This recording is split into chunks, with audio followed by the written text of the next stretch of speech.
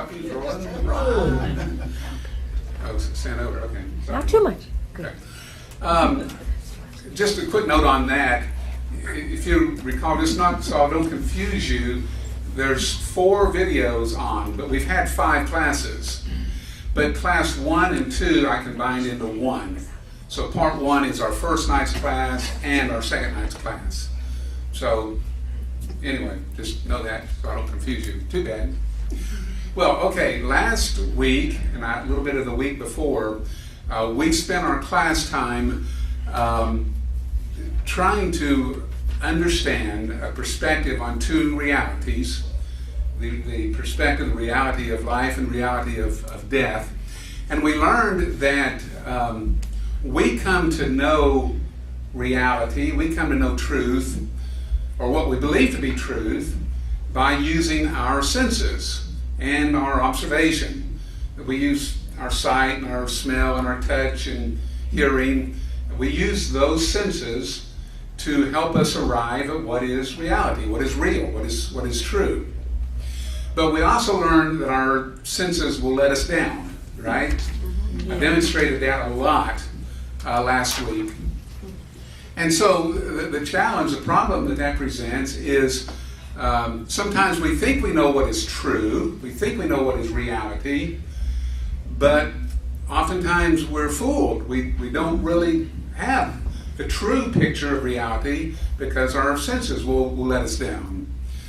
And if you remember last week, I showed you a couple little video clips with the illusionist, David Blaine. He made himself levitate. And to us watching and to the people that were there watching him, it looked like he levitated. I mean, to the eyes, it looked like he levitated. And then the other video was him bending the bars in prison. To the prisoners watching and to us watching, it looked like he bent those bars. In fact, somebody asked, I think it was He did. He did. He did levitate. Yeah. He did bend. And he did bend. And it bent. It sure looked like it, didn't it? He did. Yeah, Tina said, I'm convinced. Tina said he stuck his arm through there. Yeah, I said, yeah. no. You never heard that song, they wouldn't bend, they wouldn't bow, they wouldn't burn from being bent.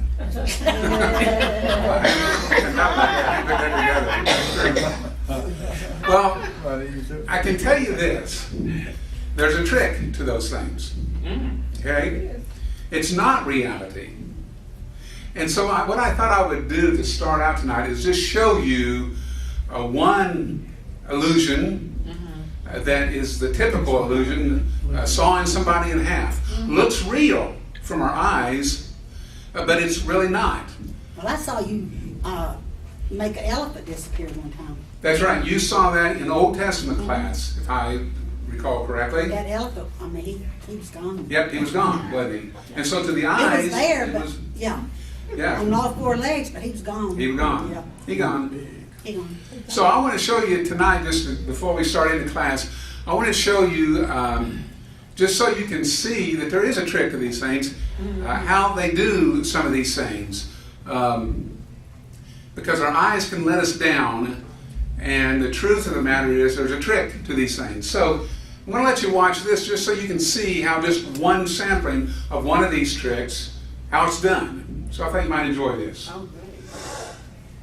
Why did you watch it, Tina? All magicians know that this image right here is the most vulnerable part of the whole trick. Tuesday on Penn and Teller Fool Us, Penn and Teller broke down the classic magic trick of sawing a woman in half. So I guess this is one we can try at home. Georgie's a rather special case because Georgie's almost 6'3". So bring out on my side of the stage, I'm 6'7". You're not supposed to notice when she lay down, she shrunk right up to 5'10". The tabletop is not as thin as you first thought. The trim is thin, but the black goes back in a wedge. But it's underneath the box has plenty of depth to conceal that part of Georgie that's no longer accounted for. So the blade doesn't really come that near to Georgie. I mean, you can't even feel the breeze off that picture. And it's completely safe. There's a metal rod in place that stops the saw blade from going to... Oh, gosh. Oh, stop. She's but she. Oh my gosh, it's awful. Maybe there's not a trick to it. I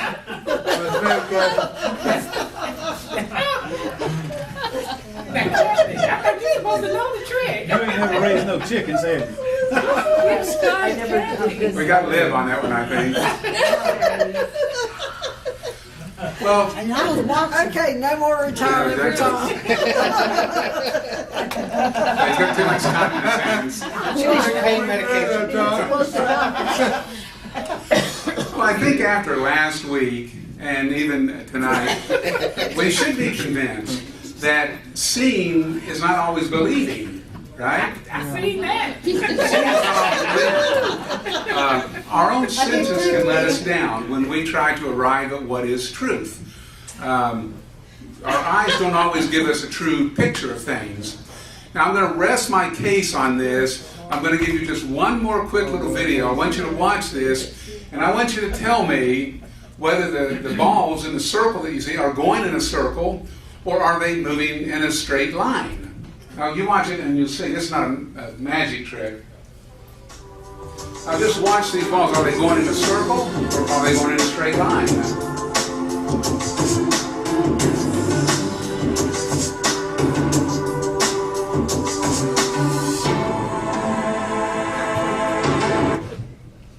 What is it? Are the balls moving in a circle? They They're moving in a moving straight in a line? circle, but they're in a straight line. They appear to be moving in a circle. Yeah, they certainly appear to the eyes to be moving in a circle, don't they? They're straight line. They sure look like they're going in a circle.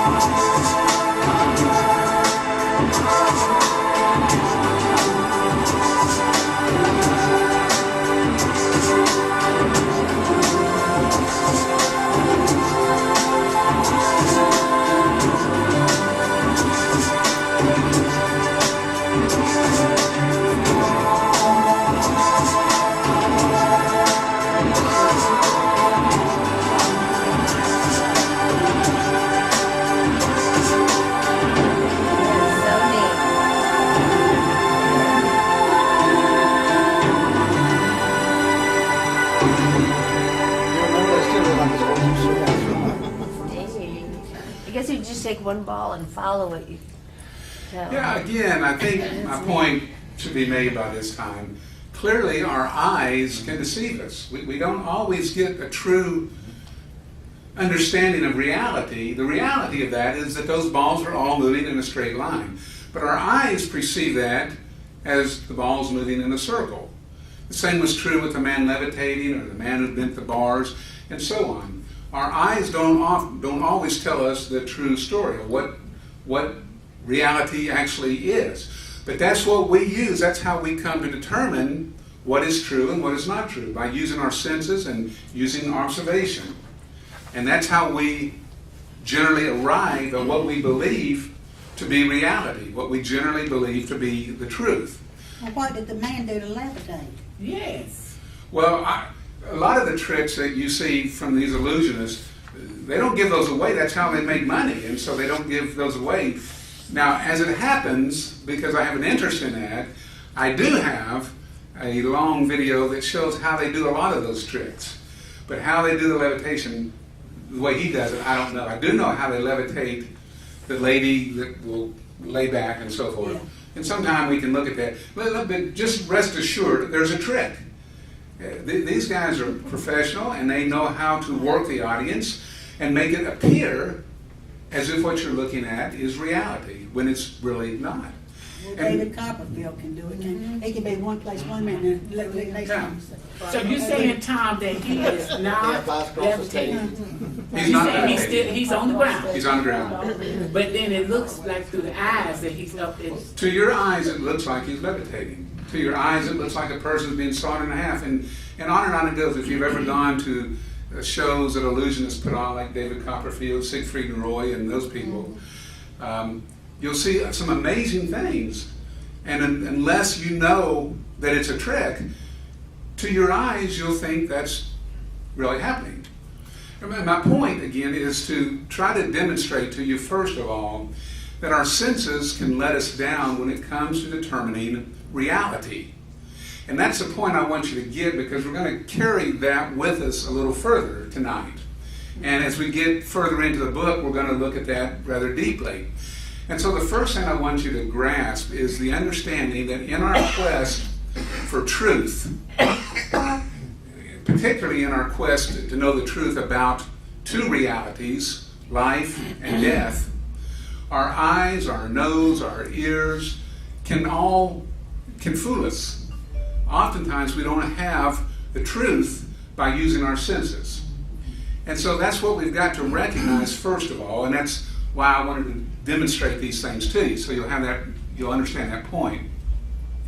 And I believe that this is the case regarding the two realities of life and death. I don't think that most people have the true understanding, the reality of what real life is and what death actually is. And I believe that the only way to find the truth of these two realities is from the creator of life and death. And that's where we're headed. We're going to talk more about that premise shortly. But I just wanted to begin by demonstrating, as you, I think by this time, can clearly see, that our eyes, our ears, our smell, our touch, and so forth can let us down, and often does. And yet we go through our life thinking we know what truth is, when in many cases we don't have the correct perspective on certain things. And I think that's true with perhaps the two most important realities that we could understand, life and death. And so that's where we're headed with this study. We're going to focus on life and we're going to focus on death and understanding the realities of them, meaning the truth. Remember when we talked about reality, we're talking about that root word, real. What's real? When we talk about reality, we're posing the question of what is real. And I think a lot of us have a false understanding, particularly on these two realities, life and death, of what it really is, what it really means. And I'm convinced myself that we've got to get a different perspective on these two realities, life and death, if we're ever going to understand what real life means and what death really means. We've got to get a different perspective. And I think the Apostle Paul agrees with this. Look at what he says here. He writes in Romans, "Therefore I urge you, brethren." Now understand what this passage, what he's saying. He's saying, listen, write this down as a note. You might want to keep this in mind. No, he's urging his readers, his audience. He's urging them to understand something. He says, I urge you. By the mercies of God, I urge you. This man is serious about wanting you to get this. I urge you by the mercies of God. And he goes on to present your bodies a living and a holy sacrifice acceptable to God, which is your spiritual service of worship. And do not be conformed to this world. He's urging these people, don't be conformed to this world. In other words, don't think the way this world thinks. Don't rest your perception of things, your perspective on things, based on your senses, your eyes, your nose, your touch, your taste, and so on, because Paul knew that these things let us down. And that's what I've been trying to lead up to all along over the past 2 weeks, to show you that these senses that we use will let us down. And Paul clearly is affirming this when he says, don't be conformed to this world, but he says, be transformed by the renewing of your minds. in effect, what Paul is saying is, think about things differently. Okay? Be transformed. Don't think the way the world thinks. Be transformed by the renewing of your mind, by getting a different perspective on things. Paul understood clearly what real life means and what death truly means. Paul had a glimpse. We've already gone over this passage, but Paul had a glimpse of heaven. And Paul understood exactly what death really means in the eyes of God and what real life is. And Paul is trying to get his audience to understand the same thing. Paul is teaching here exactly what we're teaching in this class, to help you get an understanding of what the reality of life and death really is. And here he states it. Don't be conformed to this world. Don't think like this world thinks, but be transformed. Think differently. Be transformed by how? How do you do that, Paul? By the renewing of your mind, by getting a new perspective on things. Paul recognized that any earthly perspective is a false perspective. And so Paul urges that his readers, his audience, be transformed. How are you transformed? By the renewing of your mind, he says, so that then you may prove what the will of God is, that which is good and acceptable and perfect. And so I think clearly Paul understood what real life is and what death truly means to the eyes of God. And that's why he urges us, and he's not just saying this in passing, he's urging us. He's exhorting us. He said, man, you got to get this. You got to get this. This is important, he's saying. I urge you by the mercies of God to get this. Guys, this is important stuff. Yeah. Understanding what real life is and what death means through the eyes of God is important stuff to the Christian. And Paul is saying that right here. He's saying, I'm urging you guys, pay attention. Get this because this is important. And so here we have Paul clearly confirming this. Paul was well aware that we have the wrong perspective on life and death because we have an earthly perspective on these things. And again, that's what I'm calling us to do in this class. By the time we finish, I truly hope that you will see life and death, these two realities, as they really are. But I think the only way to see them as they really are is seeing them through the eyes of God. I don't want you to tell me what real life is if I can know what it is from God. Because God is the only ultimate source of what real life is and what death is. Amen, brother. And so our quest is to see if we can figure out how to look at these realities through God's eyes. And we're going to do that. You're going to be able to see things through God's eyes. But first, we've got to build a foundation to do that. And that's where we're headed in these classes. And that's why, frankly, each one of these classes is so important. But particularly, these next two or three, because we're going to get the hard stuff first and get it out of the way. But we'll deal with that, and you won't even know it's hard stuff. Okay?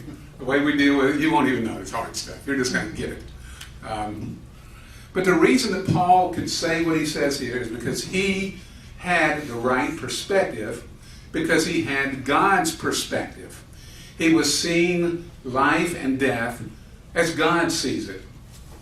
And after seeing life and death as God sees it, Paul could write this, and he says, I urge you, man, you got to get this down, because this is important. And so here we have Paul clearly confirming that. Well, let's take this knowledge with us and carry it just a little bit further. And here's just my note that confirms what I just said, but Paul urges us, he's pleading with us, he's exhorting us not to see, hear, smell, taste, or feel as the world does. That's how we come to truth, remember? That's what we've been talking about the last 2 weeks. That's the tools that we use to arrive at what we think is true.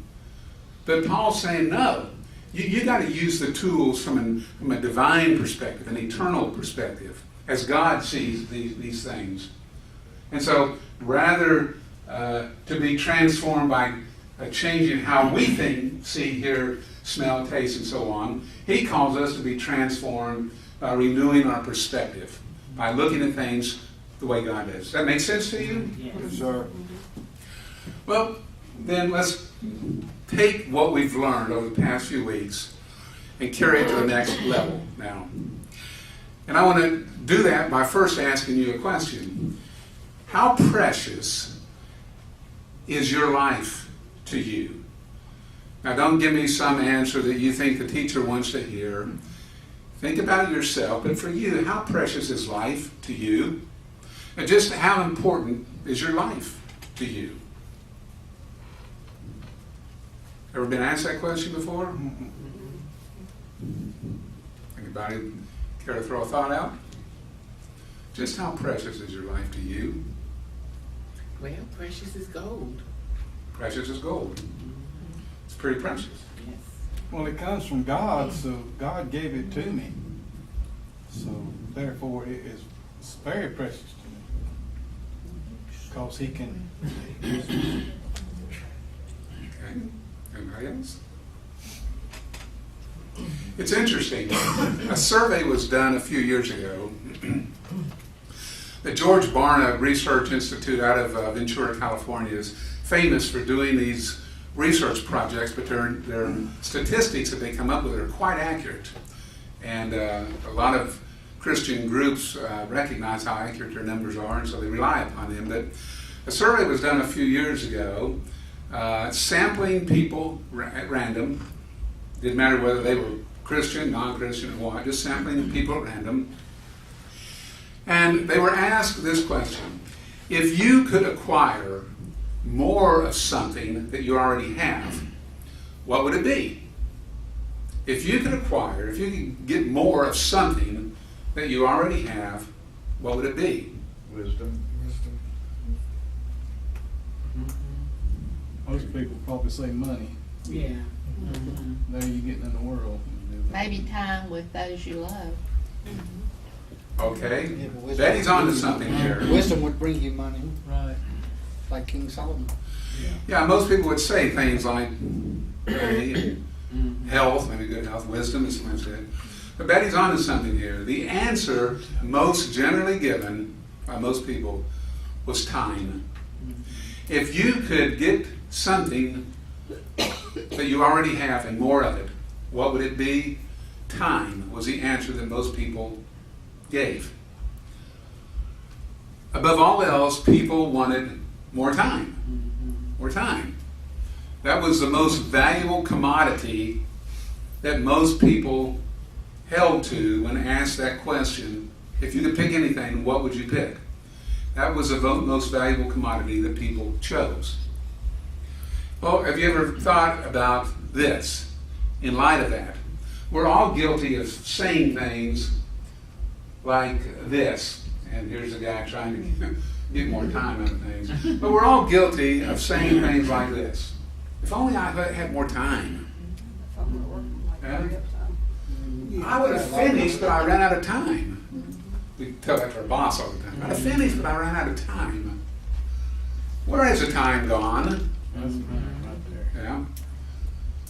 If he could just have lived a little longer so that I could have had more time with him. Yeah. It seems like her life had too little time. I didn't have enough time with her. I don't have time to do it today. Please give me just a little more time. Sorry, but time just got away from me. Ain't it amazing how time Time's up. There's song. I don't have time to put up with this. Yeah, there's an advertisement that says I don't have time for the pain. Yeah. Yeah. We never seem to have enough time. And that's why when questioned, most people say if you could have something more of what you've already got, what they want is more time. How true that is. You probably already read this somewhere in my book, but it's true that American people, we spend in this country over $2 billion every year on medical procedures, pharmaceuticals, health foods, gyms, a new kind of medical equipment, all in an effort to give people more time. We'll do anything. We'll spend any amount of money to gain a little more time. Another year, another month, another week, sometimes even just another day. We just want more time. More time. I mean, we're obsessed, particularly this country, we're obsessed with living as long as we possibly can. Putting back death as far as we can just to live a little longer. That's the truth of this country. And yet, no matter how much time we seem to have on this earth, it's never enough. In our eyes, it's just never enough, right? That's right. No, the older you get, the faster it goes. Faster it goes, exactly. And you reach that point, like I've reached in my old age, thinking, time's almost up. If I had just had a little more time, I could have done more. Just give me a little more time, right? I've also heard the saying is, and I don't know how in the world I had time to work with after I retired. I have to do what I have to do now. Yeah. I've told Kathy that too. Just last week. Yeah. How did I get everything done? Yeah. We just never seem to have enough time. But wouldn't we, if we really realized what heaven was about, that we wouldn't worry about that? Well, that's what we're going to take a look at. Oh, okay. Hold that question. You're so good.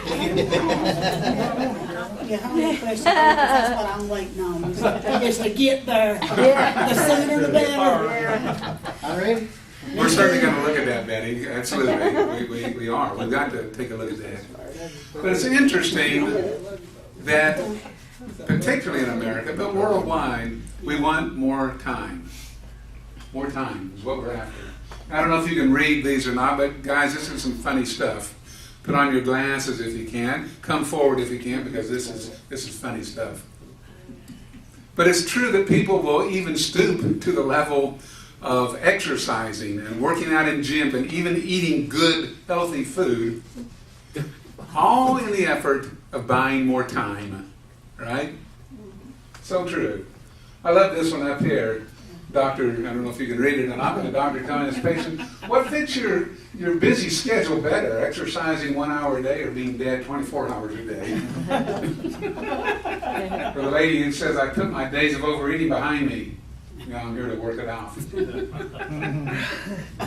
Well, how true it seems to be that we're always on a quest for more time, and we'll reach into our savings account and take that money out if we can buy ourselves a little more time. But the truth of the matter is that nothing we can do will ever give us the amount of time that we think we want here on this earth. Right?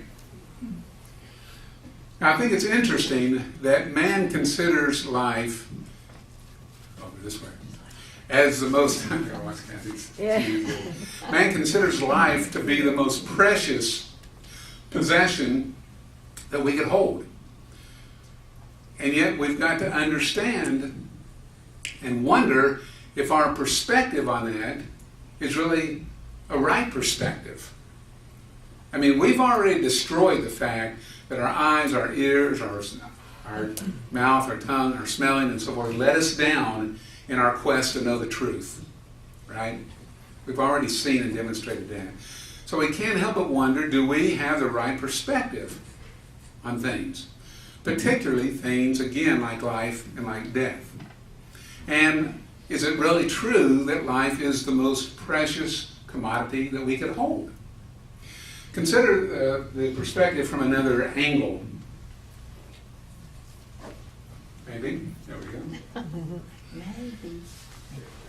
Man generally considers life to be the most precious of all commodities. The survey that was taken by the Barna Group demonstrates that. Now, your answer might have been different had you been sampled on the street, but this was a sampling of a large number of people, some Christians, some Muslims, some Jehovah's Witnesses and Mormons, and so on. And out of that sampling, the wide majority of those people said they wanted more time. That's what they wanted. Because they found time in their life to be the most precious thing that they could hold to. But while we consider perhaps life to be the most precious commodity. Look at what is precious to God. Precious in the sight of the Lord is the death of his saints. If God's perspective is correct, then it seems to reason that we're looking at life and death from the wrong perspective. If we consider life to be the most precious of all commodities, and yet God's word says that precious in his sight is the death of his saints, which is it? Is it life that's precious? Is it death that's precious? Now, remember, our perspective in this class, our objective in this class, is to look at things from God's perspective. And so we're going to, at some point, try to get away from looking at things from our perspective and start looking at everything through God's eyes, through his perspective. And we already see that God has labeled death as precious in his sight, while man has labeled life as precious.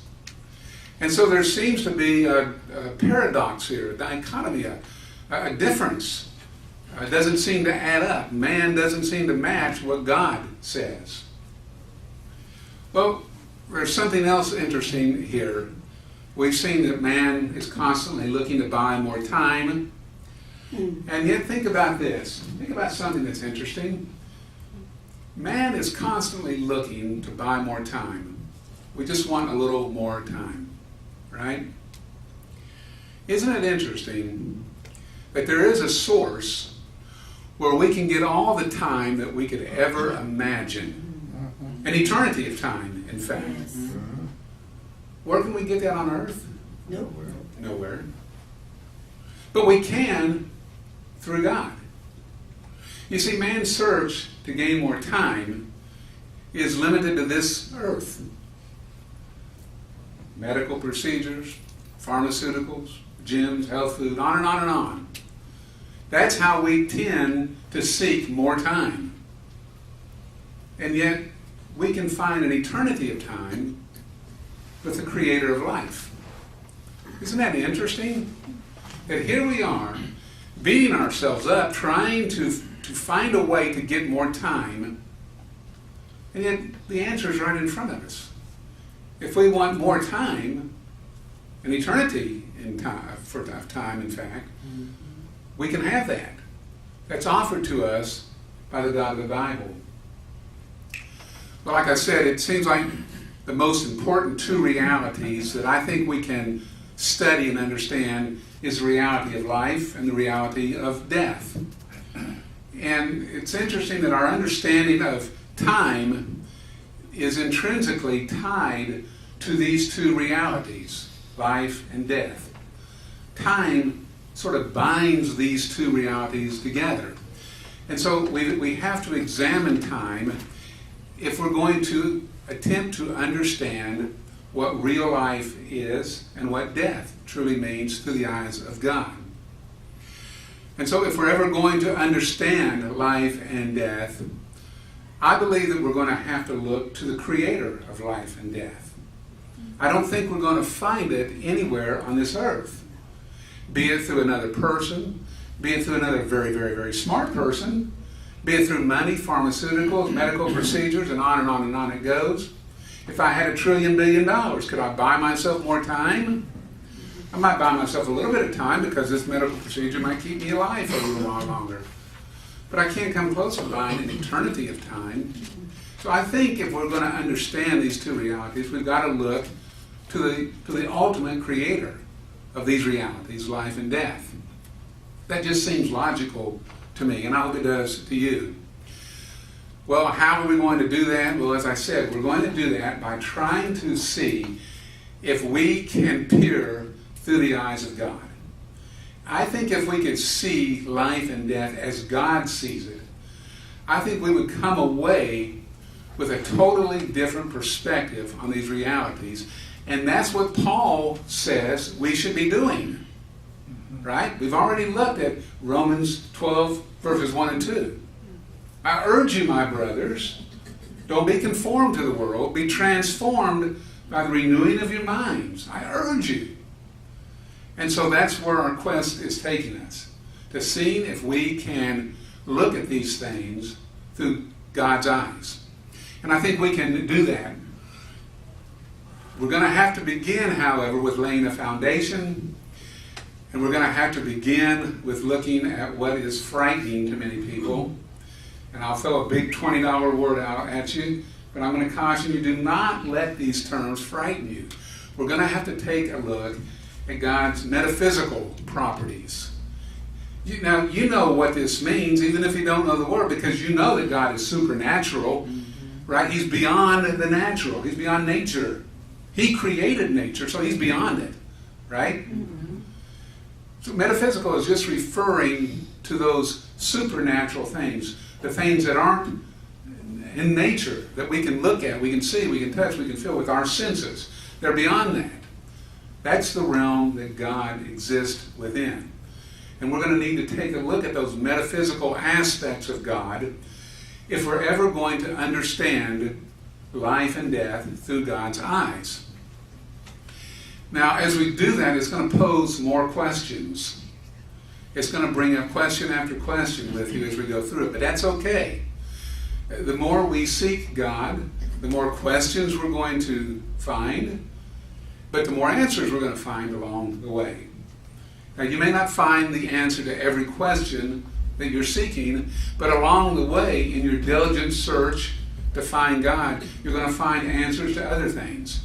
And when will we find God? When we seek Him with all of our hearts, and all of our souls, and all of our minds, right? That's when we'll find Him. I take from that we won't find Him if we don't seek Him with all of our hearts and all of our souls. I think the opposite is true. You'll find Him when you do this, but you won't find Him if you don't do that. And so that's where our quest should be.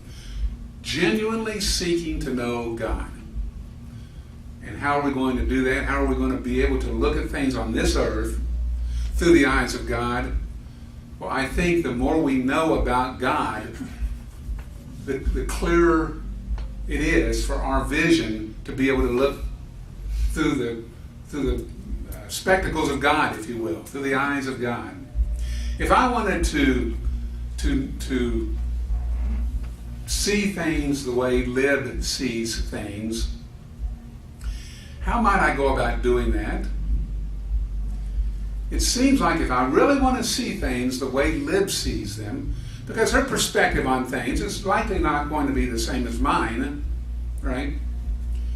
So if I want to see things the way Lib sees things, probably my best chance to do that is to find out everything I can about Lib, to know her completely, so that I can look through her eyes and see the world as she sees the world.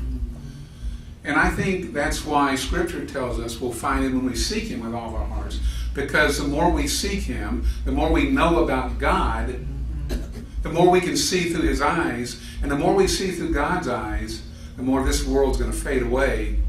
And the reality of life, the truth of life, will start to pop up in front of us. And that's what we're after, is knowing the truth about these two realities, life and death. So, our quest to begin with is going to be to try to find out some of the deeper things about God. And a lot of that has to do with looking at God's metaphysical properties, His supernatural properties. Okay? Make sense so far? Yes. $20 word doesn't scare you. No, that's good. Don't let those words scare you. And now a lot of people, professors and so on, they love to use those words to make the students think that they're so smart. That's Just the first row of the choir, Liam. just first row of the choir. Just the first row of the choir. First row of the choir. Okay. Oh, I'm not following that one, but that's okay. Have you not seen Liz enjoy the music on Sunday morning? Oh, I have. But what, I mean, Poor Liv, she's singing about that, she's singing I about was this. listening to Tom, but what do you mean, I mean, what's me sitting on the front row got to? You enjoy the music Yeah, on Sunday morning. yeah. do that from the back. And God is music. Yeah. Yes, sir. But I am worshiping the Lord because I love Him more But than you I find do. I out, know, you're that was finding out just- things through that. You're finding out things about God through that music. That was just supposed to be funny. It was. It is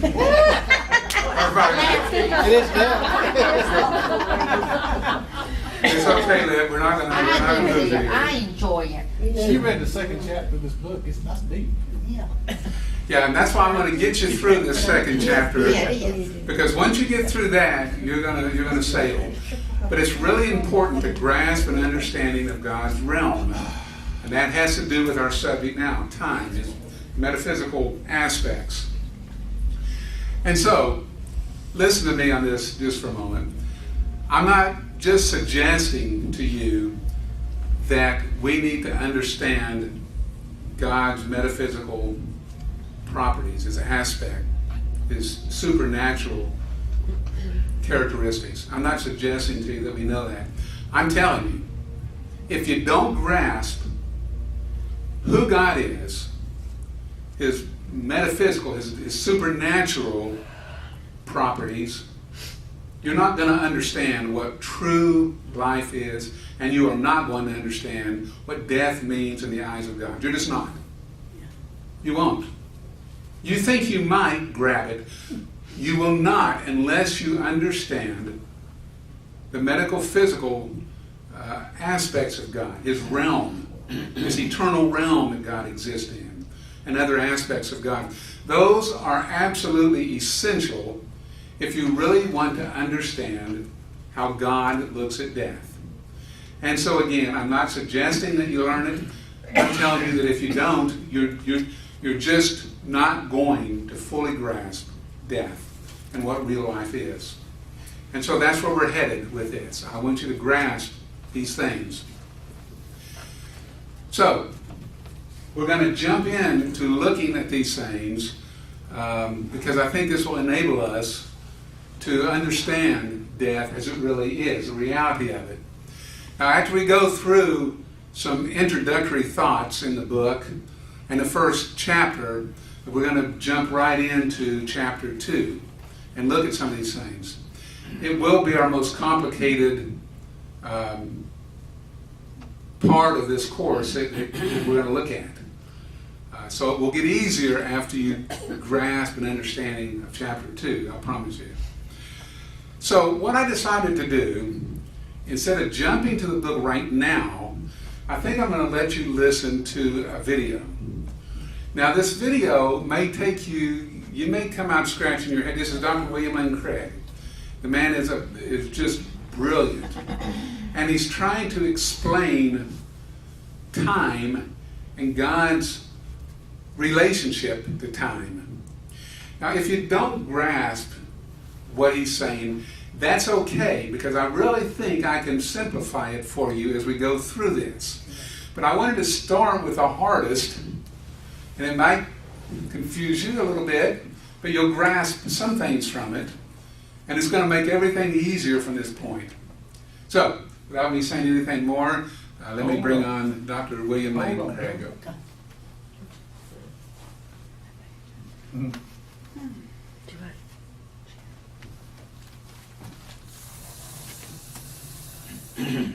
One of the most perplexing things about reality is what seems obvious, time. We've all wondered about it. But when you think about time and then you think about God, then the two together really cause complexity. Yes. How do you deal with God and time? I remember one philosopher who said that if the philosophical importance of a topic can be judged by the amount of nonsense written about it, then the concept of time comes somewhat ahead of the concept of space and somewhat behind the concept of God. Right. And you put God and time together, you have a subject that is truly baffling and mind-expanding, one of the deepest. I spent 13 years working on this topic as my major research interest, and it's an inexhaustible study. All right, 13 years worth. Tell me what you learned. Well, I think we need to talk about the nature of time most fundamentally. I think that this is the question. And philosophers have distinguished two radically different concepts of time that will profoundly affect how you view reality and I think how you view God's relationship to time. Okay, what are they? One view of time is what we might call a dynamic theory of time, or a tensed theory of time. And what it says is that time is, the moments of time are ordered by past, present, and future. And that these are real and objective aspects of reality. The past is gone, it no longer exists. The present is real. The future has not yet come to be and is not real. And so the future is not sort of out there ahead of us down the line waiting for us to arrive. The future is pure potentiality. Only the present is real. And so things in time come to be and pass away. There is real, objective, temporal becoming in the world as things come into existence and then pass out of existence. That's the dynamic process or tensed theory of time. Tense meaning that there are verbs which have past tenses and present tenses and future tense. Yes, and that those tenses express objective features of reality. That's the key. Now sometimes you call this the A theory. That's right. That comes from the British idealist J.M.E. McTaggart, who distinguished these two theories, I think, first of all among thinkers, and called one the A theory and the B theory. Not too descriptive, but a convenient label. The A is the dynamic one. That's the one right. that I would say is the common perception. I think it is the perception of the common man. It's the common sense view. It's a little hard to discern what is the present because we're moving through the present. I don't know how long the present lasts. That's right, yes. That's a little difficult. But That's a difficult question. But let's say we have the dynamic theory. Theory A, past doesn't exist, future is a potentiality. Now, what's the B theory? The B theory, or the static theory, or the tenseless theory of time, says that the difference between past, present, and future is just an illusion of human consciousness. That in fact, all moments of time are equally real and existent. The future is as real as the present, is as real as the past. So for the people in 1868 is real, and we are in the future. For the people in 2050, we are in the past, and the present for them is real. But all of those are just subjective standpoints of those observers. In fact, if you could stand back and see things from a sort of God's eye point of view, all moments in time are equally real, and temporal becoming is just a subjective psychological feature of human consciousness, not a real feature of the world. Moving in this path. That movement, that sense of movement, is a purely subjective illusion because of consciousness. Each place in this four-dimensional space-time block is equally real. That's correct, and that is one way to conceive of it, is that the universe is a four-dimensional reality, not a three-dimensional reality which elapses or goes through time. Really, things are extended in four dimensions, and the whole space-time block, that whole four-dimensional block, just exists timelessly. And this point of view, though very counter to the common sense view of time, is very prevalent among physicists and people in the scientific community and certain philosophers as well. Yeah, why is that? Well, I think the main reason is that thinking of reality in four-dimensional terms makes the special and general theories of relativity very easy to grasp. It's easy to make a space-time diagram on a piece of paper in which the horizontal dimension represents space and the vertical dimension represents time, and you can represent the whole process there on a diagram which depicts space-time. And I think many scientists interpret the diagrams as literal representations of reality, that reality really is a four-dimensional space-time block. Because the interpretation is that absolute space and absolute time have been shown to be erroneous by Einstein. I think that that is one of the major motivations behind the adoption of this B theory or tenseless theory of time, is the belief that the A theory or tense theory is incompatible with special relativity. Now, in fact, I don't think that that is true at all. I think it's completely compatible with special relativity. But I'm sure you're right that this is one of the major motivations for adopting this four-dimensional view. Let's try to understand the B theory, the tenseless theory of time, because that's the one that's certainly counterintuitive to our normal way of thinking. What does that mean, tenseless? How do I deal with the fact that my children were born sometime in the past, okay, and I can't use a tense to describe that? Is there a sequence of events? Yes, sequence is still real in the sense that the events in time are related as earlier and later than each other. And that is a real and objective relation. But what the tenseless theorists deny is that things are really and objectively past, present, and future. So they can order things in an earlier or later sense, but they don't put a past tense on it as if it once existed and now does not. That's correct. Your birth is always earlier than your death, whether they lie in the future, whether one is in the present, or whether both in the past.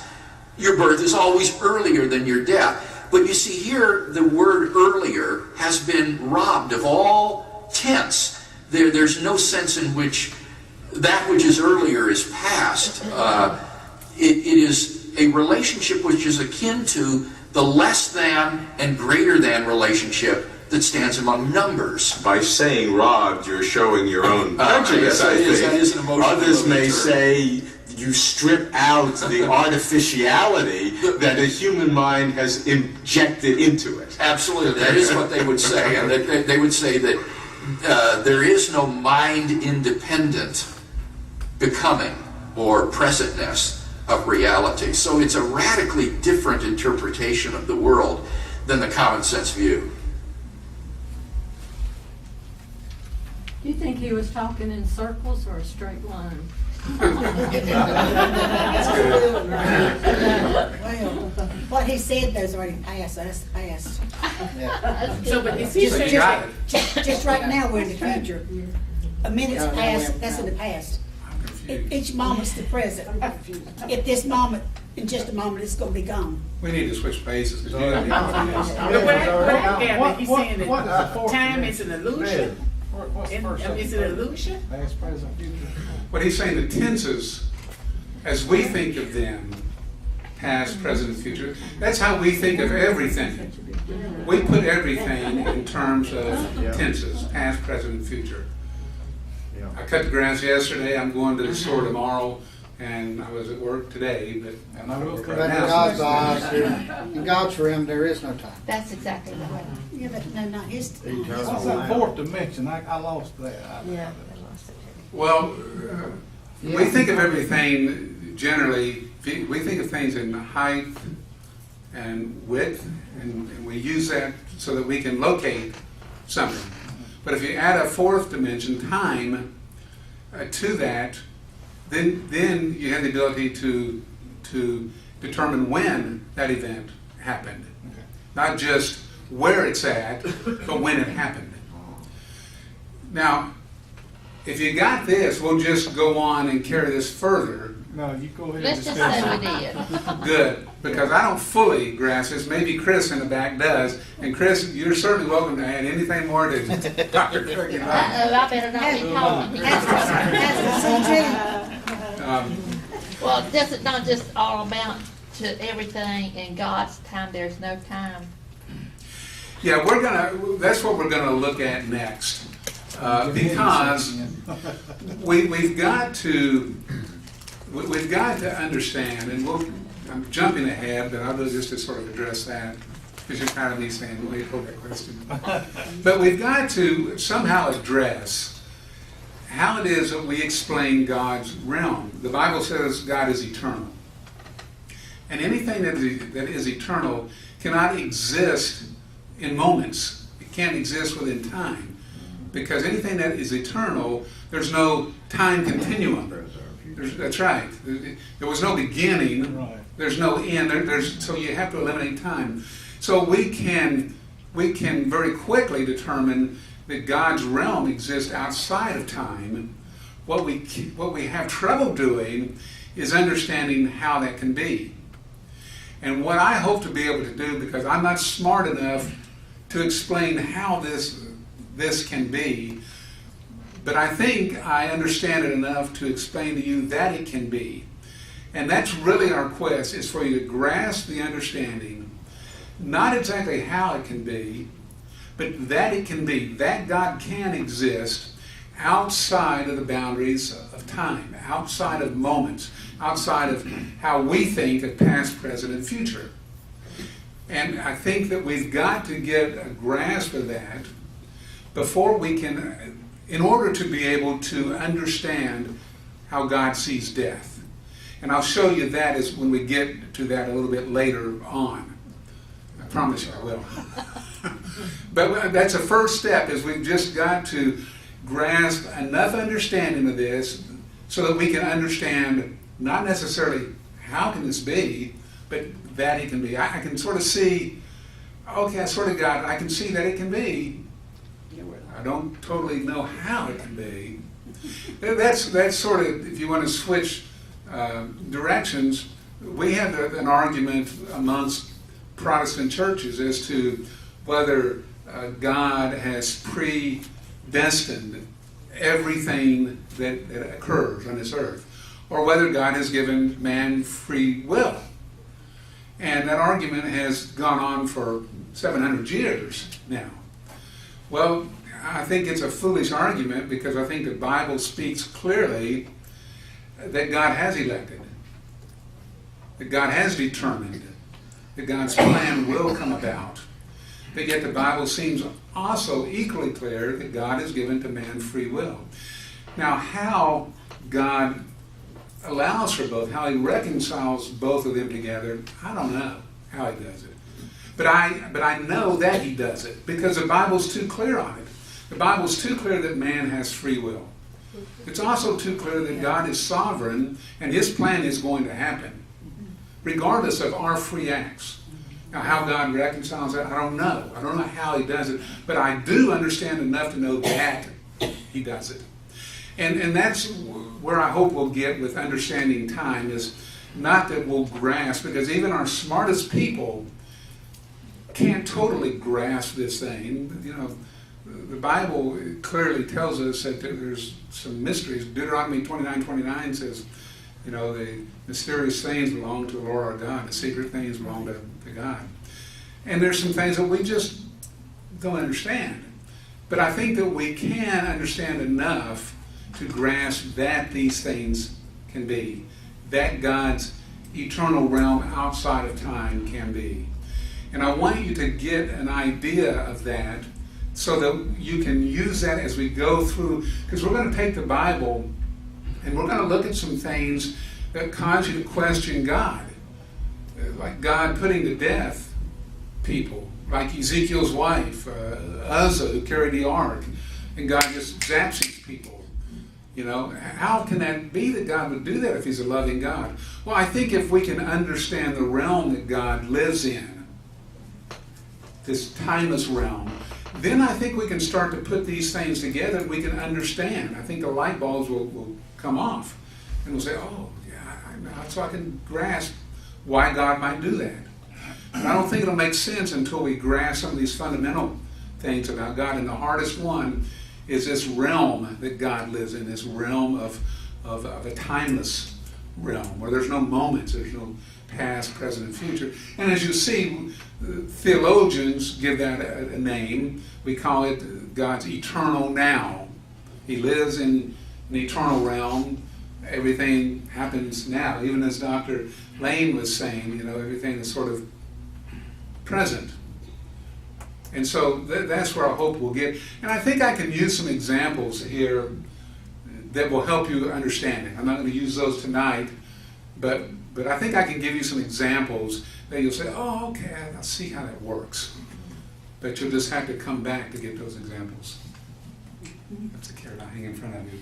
I have a quick question. Is he an A thinker or a B thinker? What does he profess to be? Because I didn't get the sense he was choosing a side. I got the sense he was explaining two different arguments. If you read, there's a good book called I think it's called Time, Understanding Time, 4 Views. He gives a view and 3 others. It's been quite a while since I read that. But he holds to something very similar to B. And I think you almost have to. I think you almost have to recognize that there's something beyond A. There's got to be. Happens daily. Or am I dreaming that? I saw in the scripture that a renewing of our mind happens every day. Maybe. I don't know. Anybody know that passage? Don't look at me. I'm not sure. It doesn't come to my mind right now. But, a lot of things don't come to my mind anymore. All things come in my mind. I don't know where they come from. I like that. Well, I think for tonight, if you can just, again, take what we've learned so far, that we don't have a true understanding of reality because our eyes, our senses let us down. We've seen that. Yes? We can see that our senses let us down. So we obviously don't have a true picture of reality for everything. I think that is particularly true with life and death, those 2 realities.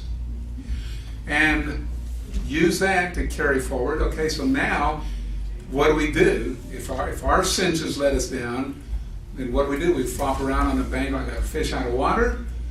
No, we seek to see things the way God sees them, and then bring it all together.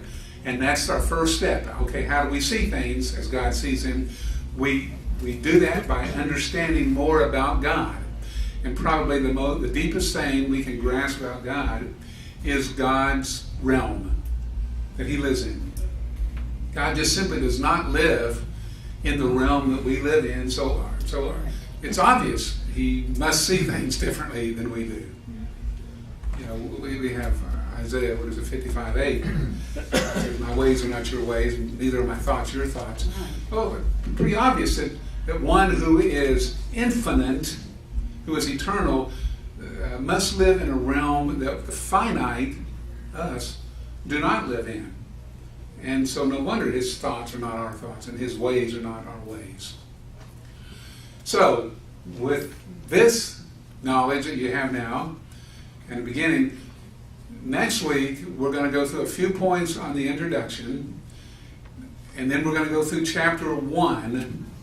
We might get in, depending on how many questions you have, we might get into chapter 2. Okay? Now, I think I've told you this before. One thing I would like for you to do is we go through it. I'm going to actually project the pages up here. So you'll have your book in front of you, and you'll have this up here. But if you have anything that you see you want to talk about, have questions about, or you want to discuss further, make note. And as we kind of get to that, let's talk about it. You know, this is your class, your time, so let's talk about it. If you see things that I've written that you don't agree with, that's fine too. Let's talk about that. Maybe I need to change something. So make notes on anything you'd like to talk more about. Maybe express your point of view on and stuff. And let's plan to do that. Okay? I think I found what I was talking about. Therefore, we do not lose heart. But though our outer man is decaying, yet our inner man is being renewed day by day. Yeah. Yeah, that's what I was thinking. Where's that at? 2 Corinthians 4:16. How did you find that so quickly? You just thought that's where it was? Where do you say? According to the Bible. Oh, okay. Very good. Was this helpful tonight, or too? Okay. Tom, I want to ask a question, and I know it's going to sound stupid, and everybody in here is probably going to say, "What in the world? Why did she ask that question?" Well, we'll all just laugh at you. Okay. God said man was created in His image, right? What's that mean? Well, I'll take a stab at that, and I'll let Chris take a stab at it. Okay, because and maybe I'm between just two sitting of us. here. I've always wondered that, but I was just didn't ever ask. Because I think but if God is eternal, but God don't have a body like us, because God's. Anyway, if we're created in His image, how, yeah.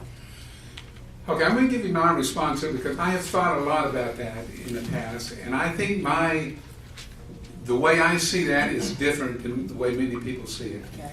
I suspect it may be different in the way Chris sees it, so that's why I invite Chris to answer it as well.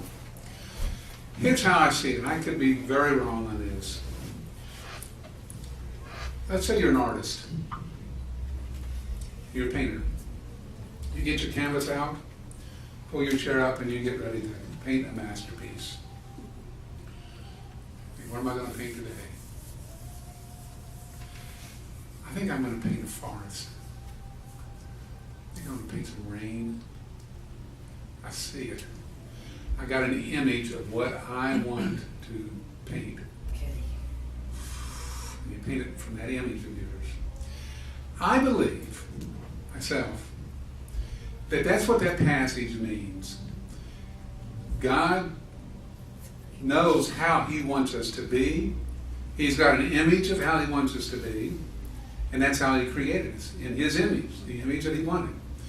Now, I think you can add to that, He gave us the characteristics that He wanted us to have, but I think that was part of that image that He had when He created man. And that's how I see that passage. Chris? That makes sense. I had kind of thought about what you said, because it had to have the image to see us. If it was in His image, then He saw the image He wanted to. Is that a physical image or one in your mind? Come on, say Jay. I've always thought that, first of all, I would restate the statement. We're image bearers of God. We're the image bearers of God. It's even more fulfilled, I think, in the New Testament, because the Bible says if we claim to be His, we should walk in the way that He walked. Therefore, we reflect His image to the world.